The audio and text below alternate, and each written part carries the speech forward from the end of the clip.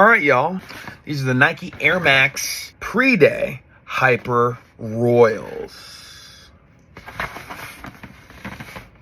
I think they look pretty slick, to be perfectly honest. I've heard that they're very, very comfortable. I do like that there's a couple different shades of the blue. One's a little bit more faded with that crisscross leather, and then we have the actual material right there more on the toe. Here's what the bottoms of them actually look like. And I mean, when you just look at them, they remind me of a more old school style shoe, but then when you look at that heel, I'm like, okay, that's definitely an Air Max right there.